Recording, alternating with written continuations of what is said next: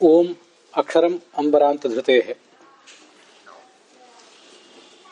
ಈ ಅಕ್ಷರಂ ಅಂಬರಾಂತ ಧೃತೇಃ ಅನ್ನುವ ಬ್ರಹ್ಮಸೂತ್ರದ ವಿವರಣೆಯನ್ನು ಮಾಡುವಂಥ ಬ್ರಹ್ಮಸೂತ್ರ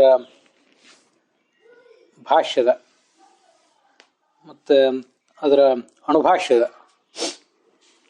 ವಿವರಣವನ್ನು ರಾಘವೇಂದ್ರ ಸ್ವಾಮಿಗಳ ತತ್ವಮಂಜರಿ ಏನು ಮಾಡಿದೆ, ಅದರ 111ನೇ ಗದ್ಯ ಭಾಗ ಇದು.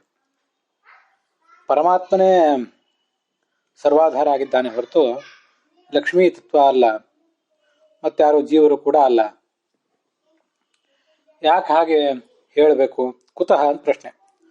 ಅಕ್ಷರೋ ವಿಷ್ಣು ಸರ್ವೈ ಲಿಂಗೈ ಯುತೋ ಹಿ ಲಿಂಗೈ ಸರ್ವೈ ಯುತಸ್ಸಹಿ ಅಂತ ಅಲ್ಲಿ ಏನು ಬಂದಿದೆಯಲ್ಲ, ಆ ಅಕ್ಷರ ಶಬ್ದ ವಾಚ್ಯನಾದ ಪರಮಾತ್ಮನೇ ಎಲ್ಲ ಲಿಂಗಗಳಿಂದಲೂ ಕೂಡ ವಾಚ್ಯನಾಗಿದ್ದಾನೆ ಅಂತ ಅದರ ಇಲ್ಲಿ ಬರುವ ಪ್ರಶ್ನಕ್ಕೂ ಕೂಡ ಎಲ್ಲ ಲಿಂಗಗಳಿಂದಲೂ ಯುತನಾದವನು ಪರಮಾತ್ಮನೇ ಹೊರತು ಲಕ್ಷ್ಮೀದೇವಿ ಅಲ್ಲ ಅಂತ ಉತ್ತರ ತಿಳ್ಕೋಬೇಕು. ಅದೇನು ಅಂದರೆ, ಭೂತಂ ಭವಚ್ಚ ಭವಿಷ್ಯತ್ಯೇತ್ಯಾಚಕ್ಷತೆ ಆಕಾಶ ಏವ ತದೋತಂ ಚ ಪ್ರೋತಂ ಚ ಅಂತಿದು ಬೃಹದಾರಣ್ಯಕ ಉಪನಿಷತ್ತು. ಆ ಬೃಹದಾರಣ್ಯಕ ಉಪನಿಷತ್ತಿನ ಈ ಹಿಂದಿನ ಕಳೆದ ದಿವಸ ಒಂದು ಭಾಗ ನಾವು ನೋಡಿದ್ದೇವೆ. ಏತಸ್ಮಿನ್ ಖಲು ಅಕ್ಷರೇ ಗಾರ್ಗೆ ಆಕಾಶ ಓತಶ್ಚ ಪ್ರೋತಶ್ಚ ಅಂತ. ಅಲ್ಲಿಯೇ ಹಿಂದೆ ಬರುವಂಥ ಮಾತಿದು. ಈ ಭಗವಂತ ಈ ಭೂತಂ ಭವಿಷ್ಯ ಭವಿಷ್ಯಚ್ಚ, ಹಿಂದೆ ಇದ್ದಂಥದ್ದು ಈಗ ಇರುವಂಥದ್ದು, ಇದೆಲ್ಲವೂ ಕೂಡ ಆ ಭಗವಂತನಲ್ಲೇ ಇದೆ. ಅವನನ್ನು ಬಿಟ್ಟು ಮತ್ತೆಲ್ಲೂ ಕೂಡ ಇದಿಲ್ಲ ಅಂತ ಅದರ ಅಭಿಪ್ರಾಯ. ಬೃಹದಾರಣ್ಯಕ ಉಪನಿಷತ್ತಿನ 5ನೇ ಅಧ್ಯಾಯದ ಅಕ್ಷರ ಬ್ರಾಹ್ಮಣ, ಅದು ಅಂತರ್ಯಾಮಿ ಬ್ರಾಹ್ಮಣ ಆದ್ಮೇಲೆ ಬರುವಂಥ ಬ್ರಾಹ್ಮಣ. ಅಲ್ಲಿ ಗಾರ್ಗಿ ಮತ್ತು ಯಾಜ್ಞವಲ್ಕ್ಯರ ನಡುವಿನ ಸಂವಾದ ಇದೆ. ನೀವು ನನ್ನ ಪ್ರಶ್ನೆಗಳಿಗೆ ಉತ್ತರ ಹೇಳಬೇಕು ಅಂತ ಗಾರ್ಗಿ ಕೇಳ್ತಾಳೆ. ಆಗ ಯಾಜ್ಞವಲ್ಕ್ಯರು ಪ್ರಶ್ನೆ ಕೇಳ್ತಾರೆ, ಕೇಳು ಅಂತ ಹೇಳ್ತಾರೆ. ಯದೂರ್ಧ್ವಂ ಯಾಜ್ಞವಲ್ಕ್ಯ ದಿವೋ ಯದರ್ವಾಕ್ ಪೃಥಿವ್ಯಾಹ ಯದಂತರಾ ದ್ಯಾವಾ ಪೃಥಿವೀ ಇಮೇ ಯದ್ಭೂತಂ ಚ ಭವಚ್ಚ ಭವಿಷ್ಯತ್ಯೇತ್ಯಾಚಕ್ಷತೆ ಕಸ್ಮಿಂಸ್ತದೋತಂ ಚ ಪ್ರೋತಂ ಚೇತಿ. ಈ ಜಗತ್ತಿನಲ್ಲಿ ಭೂತ ಇತ್ಯಾದಿ ಅನೇಕ ಸಂಗತಿಗಳಿವೆ. ಹಿಂದೆ ನಡೆದದ್ದು, ಈಗ ಇರುವಂಥದ್ದು, ಭವಿಷ್ಯತ್ತದ್ದು, ಮತ್ತೆ ಎಲ್ಲ ಲೋಕಗಳು. ಇವೆಲ್ಲ ಯಾವುದರಲ್ಲಿ ಹೆಣೆದುಕೊಂಡಿವೆ, ಯಾವುದನ್ನು ಅವಲಂಬಿಸಿಕೊಂಡಿವೆ, ಅದನ್ನು ಹೇಳಿ ಅಂತ ಕೇಳ್ತಿದ್ದಾರೆ. ಆಗ ಸಹೋವಾಚ ಯದೂರ್ಧ್ವಂ ಗಾರ್ಗಿ ದಿವೋ ಯದರ್ವಾಕ್ ಪೃಥಿವ್ಯಾ ಯದಂತರ ದ್ಯಾವಾ ಪೃಥಿವೀ ಇಮೇ ಯದ್ಭೂತಂ ಚ ಭವಚ್ಚ ಭವಿಷ್ಯತ್ಯೇತ್ಯಾಚಕ್ಷತೆ ಆಕಾಶೇ ತದೋತಂ ಚ ಪ್ರೋತಂ ಚ. ಇವೆಲ್ಲವೂ ಕೂಡ ಆಕಾಶದಲ್ಲಿಯೇ ಅವಲಂಬಿತ ಆಗಿದೆ ಅಂತ ಅವರು ಯಾಜ್ಞವಲ್ಕ್ಯರು ಉತ್ತರ ಹೇಳ್ತಾ ಇದ್ದಾರೆ. ಅಲ್ಲಿ ಬಂದಿರುವಂತಹ ಮಾತನ್ನ ನಾವೀಗ ಗಮನಿಸ್ಬೇಕು. ಇತಿ ಮುಂದೆ ಅಕ್ಷರೇ ಏತಸ್ಮಿನ್ ಖಲು ಅಕ್ಷರೇ ಆಕಾಶ ಓತಶ್ಚ ಪ್ರೋತಶ್ಚ. ಇದೆಲ್ಲವೂ ಮೊದಲನೇದಾಗಿ ಎಲ್ಲವೂ ಕೂಡ ಆಕಾಶದ ಅಭಿಮಾನಿನಿಯಾದಂಥ ಲಕ್ಷ್ಮೀದೇವಿಯನ್ನು ಅವಲಂಬಿಸಿಕೊಂಡಿದೆ ಅಂತ ಹೇಳಿದ್ದಾರೆ. ಇಷ್ಟಾದ್ಮೇಲೆ ಮುಂದೆ ಆಕಾಶಾಭಿಮಾನಿನಿಯಾದಂಥ ಲಕ್ಷ್ಮೀದೇವಿ ಅವಳು ಅಕ್ಷರ ಶಬ್ದವಾಚ್ಯನಾದ ಪರಮಾತ್ಮನನ್ನು ಅವಲಂಬಿಸಿಕೊಂಡಿವೆ ಇದ್ದಾಳೆ ಅಂತ ಮುಂದೆ ಅಲ್ಲೇ ವರ್ಣನೆ ಮಾಡಿದ್ದಾರೆ. ಅದು ಅಕ್ಷರ ಬ್ರಾಹ್ಮಣದಲ್ಲೇ ಕೊನೆಯಿಂದ ಹಿಂದಿನ ಮಂತ್ರ, ಉಪನಿಷನ್ ಮಂತ್ರ. ಏತಸ್ಮಿನ್ ಖಲು ಅಕ್ಷರೇ ಗಾರ್ಗಿ ಆಕಾಶ ಓತಶ್ಚ ಪ್ರೋತಶ್ಚ ಅಂತ ಕಳೆದ ದಿವಸ ನಾವು ಅದನ್ನು ನೋಡಿದ್ದೇವೆ. ಇತ್ಯಾದಿನ ಉಕ್ತ. ಈ ಎಲ್ಲ ಮಾತುಗಳನ್ನು ನಾವು ಗಮನಿಸಿದರೆ ನಮಗೆ ಏನು ಗೊತ್ತಾಗ್ತದೆ?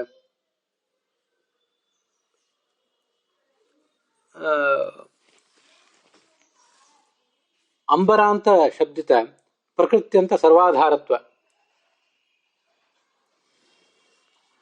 ಅಂಬರಾಂತ ಅಕ್ಷರಂ ಅಂಬರಾಂತ ಧೃತೇ ಅಂತ ನಾವು ನೋಡ್ತಾ ಇರುವಂತಹ ಸೂತ್ರ. ಅಕ್ಷರ ಅಂಬರಾಂತ ಧೃತೆ ಅನ್ನುವ ಸೂತ್ರವನ್ನು ಗಮನಿಸಿದರೆ ಅಕ್ಷರ ಶಬ್ದ ವಾಚ್ಯನಾದವನು ಯಾರು? ಅಂಬರ ಅಂದ್ರೆ ಆಕಾಶ. ಆಕಾಶ ಮೊದಲಾದಂಥ ಎಲ್ಲವನ್ನೂ ಕೂಡ ಧರಿಸಿರುವವನು ಯಾರು? ಅದು ಪರಮಾತ್ಮನೇ. ಅಂಬರಂ ಅಂದ್ರೆ ಆಕಾಶ ಶಬ್ದಿತವಾದಂತಹ ಶ್ರೀತತ್ವ ಲಕ್ಷ್ಮೀದೇವಿ. ಅದೇ ಕೊನೆಯದ್ದು. ಅಂದ್ರೆ ಆರೋಹಣ ತಾರತಮ್ಯದಲ್ಲಿ, ಅವರೋಹಣ ತಾರತಮ್ಯದಲ್ಲಿ ಪರಮಾತ್ಮನ ಬಳಿಕ ಲಕ್ಷ್ಮೀದೇವಿ ಮೊದಲು, ಆರೋಹಣ ತಾರತಮ್ಯದಲ್ಲಿ ಅವಳೇ ಅಂತದಲ್ಲಿದ್ದಾಳೆ. ಯಸ್ಯ ಸರ್ವಸ್ಯ ತತ್ ಅಂಬರಾಂತಂ. ಹೀಗೆ ತೃಣಜೀವವನ್ನ ಜಡ ಚೇತನ ಮೊದಲಾದ ಕ್ಷುಲ್ಲಕವಾದ ಸಂಗತಿಗಳನ್ನು ಅವಲಂಬಿಸಿ ಅಂಬರ ಅಂದ್ರೆ ಆಕಾಶ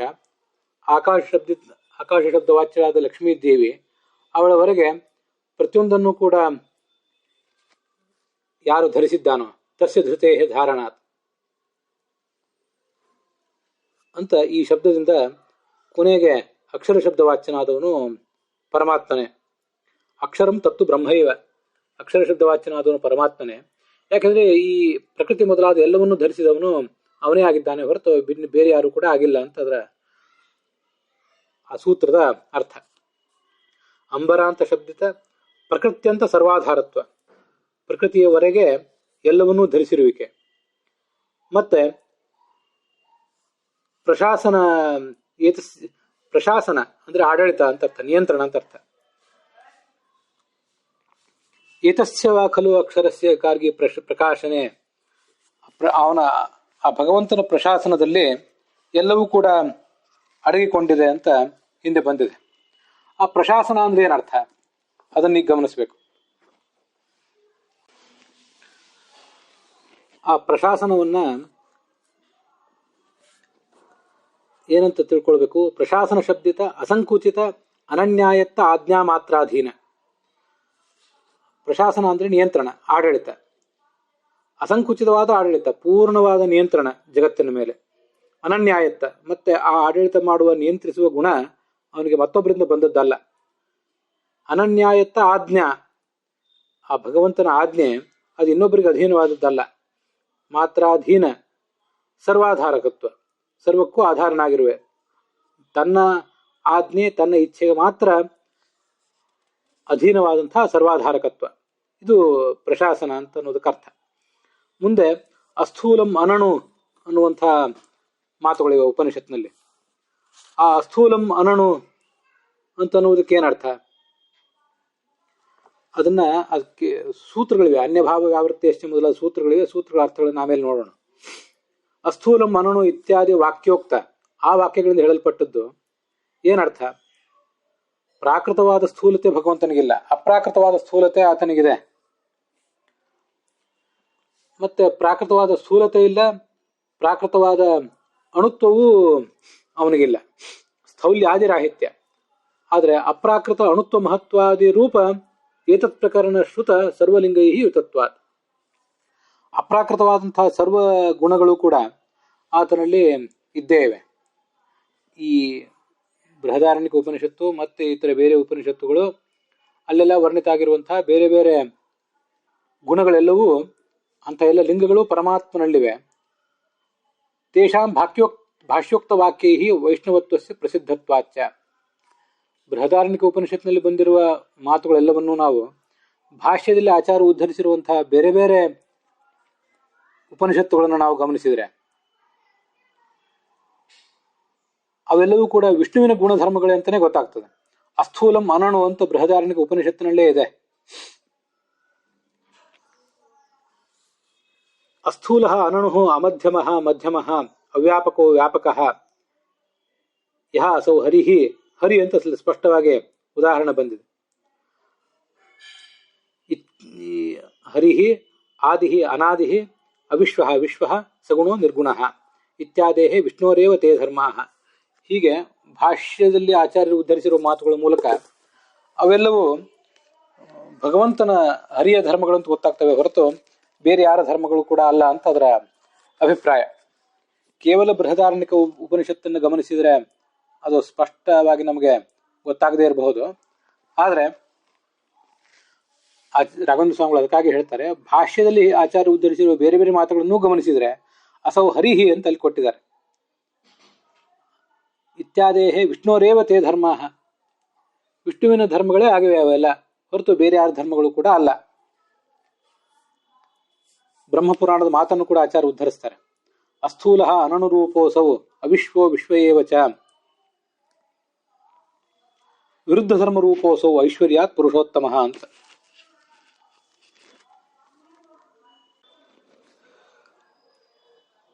ಅಸ್ಥೂಲ ಅನನುರೂಪೋಸೌ ಅವಿಶ್ವೋ ವಿಶ್ವಯೇವ ಚ, ಅಸ್ಥೂಲ ಅನಣು, ಹೀಗೆ ಎಲ್ಲ ರೀತಿಯಾದ ವಿರುದ್ಧ ಧರ್ಮಗಳು ಕೂಡ ಇರೋದು ಆ ಭಗವಂತನಲ್ಲಿ ಅಂತ ಬ್ರಹ್ಮಪುರಾಣ ವರ್ಣನೆ ಮಾಡಿದೆ. ಅವನು ಸ್ಥೂಲನೂ ಅಲ್ಲ, ಅಣುವೂ ಅಲ್ಲ, ಲೋಕ ಬಹಿರ್ಭೂತನೂ ಹೌದು, ಲೋಕಾಂತರ್ಗತನೂ ಹೌದು. ತನ್ನ ಅದ್ಭುತ ಸಾಮರ್ಥ್ಯದಿಂದ ಅವನು ವಿರುದ್ಧ ಧರ್ಮ ಉಳ್ಳವನಾಗಿದ್ದಾನೆ ಅಂತ ಆ ಬ್ರಹ್ಮಪುರಾಣದ ಮಾತು ಆತನನ್ನು ವರ್ಣಿಸ್ತದೆ. ಇದು ಅನ್ಯಭಾವ ವ್ಯಾವೃತ್ತೇಶ್ಚ ಅಂತ 1ನೇ ಅಧ್ಯಾಯದ 3ನೇ ಪಾದದ 11ನೇ ಸೂತ್ರದ ಅರ್ಥ. ಅನ್ಯಭಾವ ವ್ಯಾವೃತ್ತೇಶ್ಚ ಅಂದ್ರೆ ಅನ್ಯೇಷಾಂ ವಸ್ತೂನಾಂ ಭಾವಾನಾಂ ಸ್ಥೌಲ್ಯಾದಿ ಧರ್ಮಾಣಂ ವ್ಯಾವೃತ್ತೇಹೇ, ಬೇರೆ ಪ್ರಾಕೃತ ವಸ್ತುಗಳಲ್ಲಿ ಇರುವಂತಹ ಭಾವಗಳು, ಧರ್ಮಗಳೇನಿವೆ, ಪ್ರಾಕೃತ ಸ್ಥೂಲತೆ, ಪ್ರಾಕೃತ ಅಣುತ್ವ ಮೊದಲಾದದ್ದು, ಅವುಗಳನ್ನ ಭಗವಂತನಲ್ಲಿ ಇಲ್ಲ ಅಂತ ವರ್ಣನೆ ಮಾಡಿದ್ದಾರೆ. ಹೀಗಿರುವುದರಿಂದ ಇಂಥ ಎಲ್ಲ ವೈಶಿಷ್ಟ್ಯಗಳನ್ನು ಒಳಗೊಂಡವನು ಭಗವಂತನೇ ಹೊರತು ಬೇರೆ ಯಾರೂ ಕೂಡ ಅಲ್ಲ ಅಂತ ಅದರ ತಾತ್ಪರ್ಯ ಆಗ್ತದೆ. ಇದು 11ನೇಯ ಸೂತ್ರ ನಾವಲ್ಲಿ ನೋಡಿರೋದು. ಅದಕ್ಕಿಂತ ಮುಂಚೆ ಸಾಚ ಪ್ರಶಾಸನಾತ್ ಅಂತ ಬಂದಿದೆ. ಪ್ರಶಾಸನ ಶಬ್ದಿತ ಅನಿಯಂತ್ರಿತ ಆಜ್ಞಾ ಅಂತ ಬಂತಲ್ಲ ತತ್ವಮಂಜರಿಯಲ್ಲಿ, ಅದು 10ನೇ ಸೂತ್ರ, ಆ 1ನೇ ಅಧ್ಯಾಯದ 3ನೇ ಪಾದದ 10ನೇ ಸೂತ್ರ. ಅದು ಏತಸ್ಯವ ಅಕ್ಷರಸ್ಯ ಪ್ರಶಾಸನೆ ಗಾರ್ಗಿ ಸೂರ್ಯಚಂದ್ರಮಸೌ ವಿಧೃತೌ ತಿಷ್ಠತಃ ಅಂತ ಬೃಹದಾರಣ್ಯಕ ಉಪನಿಷತ್ತಿನ ಮಂತ್ರ ಬಂದಿರುವುದು ಅಲ್ಲೇನೆ. ಹೀಗೆಲ್ಲ ಗುಣಗಳನ್ನು ವರ್ಣನೆ ಮಾಡಿರುವುದರಿಂದ ಸತ್ಯ ಪ್ರಶಾಸನ ವಿಷ್ಣೋರೇವ ಅಂತ ಆಡಳಿತ ಇರುವುದು ಭಗವಂತನಿಗೆ ಮಾತ್ರ ಹೊರತು ಇನ್ಯಾರಿಗೂ ಕೂಡ ಆ ಆಡಳಿತ ಇಲ್ಲ. ಸಪ್ತಾರ್ಧಗರ್ಭ ಭುವನಸ್ಯ ರೇತೋ ಮೊದಲಾದ ಕೆಲವು ಬೇರೆ ಬೇರೆ ವಾಕ್ಯಗಳನ್ನು ಕೂಡ ಅಲ್ಲೇ ಉದ್ಧರಿಸಿದ್ದಾರೆ. ಮತ್ತೆ ಏಕಶಾಸ್ತ್ರ ಅದ್ವಿತೀಯೋಸ್ತಿ ಶಾಸ್ತ್ರ ಅವುಗಳನ್ನ ಈ ಮುಂದಿನ 112ನೇ ತತ್ವಮಂಜರಿ ಗದ್ಯ ಭಾಗ ಏನಿದೆ ಅದಕ್ಕೆ ಹೊಂದಿಕೊಂಡಂತೆ ನೋಡೋಣ. ಇಲ್ಲಿ ಪ್ರಶಾಸನ ಅಂತ ಬಂದಿದ್ದರಿಂದ ಆ ಪ್ರಶಾಸನಕ್ಕೆ ಸಂಬಂಧಪಟ್ಟಂತೆ ಸಾಚ ಪ್ರಶಾಸನಾತ್ ಅನ್ನೋದನ್ನ ನಾನು ಓದಿದೆ. ಮತ್ತೆ ಅಕ್ಷರಂ ಅಂಬರಾಂತ ಧೃತೆ ಅಂತ ಈ ಅಕ್ಷರಾಧಿಕರಣದ 1ನೇ ಸೂತ್ರ, 1ನೇ ಅಧ್ಯಾಯದ 3ನೇ ಪಾದದ 10ನೇ ಸೂತ್ರ. ಅದು 10, 11 ಮತ್ತೆ 12, ಹೀಗೆ ಒಟ್ಟು 3 ಸೂತ್ರಗಳು ಅಲ್ಲಿ ಆ ಅಕ್ಷರಾಧಿಕರಣದಲ್ಲಿ. ಪೃಥಿವ್ಯಾದಿ ಪ್ರಕೃತ್ಯಂತಂ ಭೂತಂ ಭವ್ಯಂ ಭವತ್ಯಯತ್ ವಿಷ್ಣುರೇಕೋ ಬಿಭರ್ತೀದಂ ನಾಣ್ಯಸ್ತಸ್ಮಾತ್ ಕ್ಷಮೋಧೃತೋ ಇತಿ ಸ್ಕಂದ ಪುರಾಣದ ಮಾತನ್ನು ಆಚಾರ್ಯರಲ್ಲಿ ಉದ್ಧರಿಸ್ತಾರೆ. ಅಕ್ಷರಂ ಅಂಬರಾಂತ ಧೃತೆ ಅನ್ನೋ ಸೂತ್ರದಲ್ಲಿ, ಸೂತ್ರ ಭಾಷ್ಯದಲ್ಲಿ ಪೃಥ್ವಿಯಿಂದ ಅಂದ್ರೆ ಸ್ಥೂಲವಾಗಿ ನಾವು ನೋಡುವ ಪೃಥ್ವಿ, ಅಪ್ಪು, ತೇಜಸ್ಸು, ವಾಯು, ಆಕಾಶ ಮೊದಲಾದದ್ದೇನಿದೆ, ಇದರಿಂದ ಪ್ರಾರಂಭಿಸಿ ಪ್ರಕೃತ್ಯಂತಂ ಮೂಲ ಪ್ರಕೃತಿಯವರೆಗೆ ಸರ್ವವನ್ನು, ಹಿಂದೆ ಇದ್ದದ್ದನ್ನ, ಇವತ್ತಿರುವುದನ್ನ, ಮುಂದೆ ಇರುವುದೆಲ್ಲವನ್ನು ವಿಷ್ಣುವೇ ಧರಿಸ್ತಾನೆ ಹೊರತು ಬೇರೆ ಯಾರು ಕೂಡ ಧರಿಸುವುದಿಲ್ಲ ಅಂತ ಅದರ ಅರ್ಥ. ಭರ್ತಾಸನ್ ಭ್ರಿಯಮಾಣೋ ಬಿಭರ್ತಿ ಏಕೋ ದೇವೋ ಬಹುಧಾ ನಿವಿಷ್ಟಃ ಯದಾ ಭಾರಯತೆ ಭಾರಂ ತಂದ್ರಯತೆ ಸ ಭರ್ತುಂ ಪರಾಸ್ಯ ಭಾರಂ ಪುನರಸ್ತಮೇತಿ ಅಂತ ತೈತ್ರಿಯ ಆರಣ್ಯಕದ ಮಾತನ್ನು ಕೂಡ ಉದ್ಧರಿಸ್ತಾರೆ. ಅದರ ಅರ್ಥ ಏನು? ವಿಷ್ಣು ತನ್ನನ್ನೇ ತಾನು ಹೊತ್ತಿದ್ದಾನೆ, ಜಗತ್ತನ್ನು ಹೊತ್ತಿದ್ದಾನೆ. ಅವನೊಬ್ಬನೇ ಆದರೂ ಬಹುರೂಪ. ಈ ಭಾರವನ್ನು ಕೆಳಗಿಳಿಸಿ ಈ ಸದ್ಯ ಈ ಭಾರವನ್ನು ಹೊರುವುದು ಬೇಡ ಅಂತ ಆಲೋಚನೆ ಮಾಡಿದಾಗ ಜಗತ್ತಿನಲ್ಲಿ ಪ್ರಳಯ ಆಗ್ತದಂತೆ. ಯವು ತ್ರಿಧಾತು ಪೃಥಿವೀ ಮುತದ್ಯಾಂ ಏಕೋದಧಾರ ಭುವನಾನಿ ವಿಶ್ವ ಅಂತ ಋಗ್ವೇದದ ಮಾತು.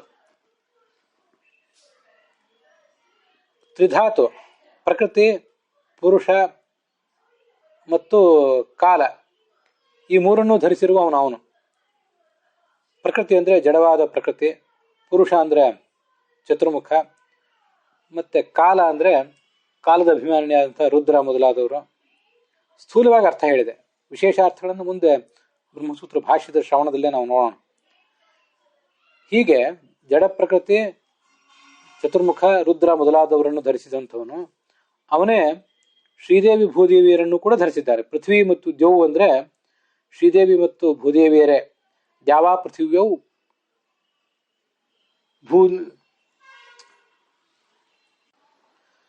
ದ್ಯಾವಾ ಪೃಥಿವ್ಯೌ ಶ್ರೀಭೂಮಿ ಅಂತ ಮಹಾಮೀಮಾಂಸಾ ಅನ್ನೋ ಗ್ರಂಥವನ್ನ ಆಚಾರ್ಯರು ಆ ಬೃಹದಾರಣ್ಯಕ ಉಪನಿಷತ್ತಿನ ಈಗ ನಾವು ನೋಡ್ತಿರುವಂತಹ 5ನೇ ಅಧ್ಯಾಯ ಏನಿದೆ, ಈತಸ್ಯವ ಅಕ್ಷರಸ್ಯ ಪ್ರಶಾಸನೆ ಗಾರ್ಗಿ ಅಂತ ಬಂದಿದೆಯಲ್ಲ, ಅಲ್ಲಿ ದ್ಯಾವಾ ಪೃಥ್ವಿ ಅನ್ನೋ ಮಾತುಗಳಿಗೆ ಹೀಗೆ ಅರ್ಥ ಹೇಳ್ತಾರೆ. ಆಕಾಶ ಭೂಮಿ ಇಷ್ಟು ಮಾತ್ರ ಅರ್ಥ ಅಲ್ಲ, ಶ್ರೀದೇವಿ ಮತ್ತು ಭೂದೇವಿಯರು, ಲಕ್ಷ್ಮೀದೇವಿ 2 ರೂಪಗಳು ಅಂತ ಅದರ ಅರ್ಥ. ಹೀಗಿರುವುದರಿಂದ ಪರಮಾತ್ಮನೇ ಅಕ್ಷರ ಹೊರತು ಬೇರೆ ಯಾರು ಕೂಡ ಅಕ್ಷರರಲ್ಲ ಅಂತ ಆ 10ನೇ ಸೂತ್ರದ ಅರ್ಥವು ಕೂಡ ಆಗ್ತದೆ. ಹೀಗೆ ನಾವು 10ನೇ ಸೂತ್ರದವನ್ನ ಇಲ್ಲಿ ಗಮನಿಸಿ ಆಯಿತು. 11ನೇ ಸೂತ್ರದ ಕೆಲವು ಭಾಗಗಳನ್ನು ನೋಡಿದ್ದೀವಿ. ಇನ್ನೊಂದಿಷ್ಟು ಭಾಗಗಳನ್ನು ಏಕಶಾಸ್ತ್ರ, ಅದ್ವಿತೀಯವಸ್ತು ಶಾಸ್ತ್ರ ಮೊದಲಾದವುಗಳನ್ನು ತತ್ವಮಂಜರಿಯ 112ನೇ ಗದ್ಯ ಭಾಗದ ಜೊತೆಗೆ ನೋಡೋಣ. ಮತ್ತೆ ಅನ್ಯಭಾವ ವ್ಯಾವೃತ್ತೇಶ್ಚ ಅನ್ನುವಂಥ 12ನೇ ಸೂತ್ರದ ಅರ್ಥವನ್ನು ಕೂಡ ಆಮೇಲೆ ಬಂದಿದ್ರು, ಅದನ್ನು ಮೊದಲೇ ಹೇಳಿದ್ದೇನೆ.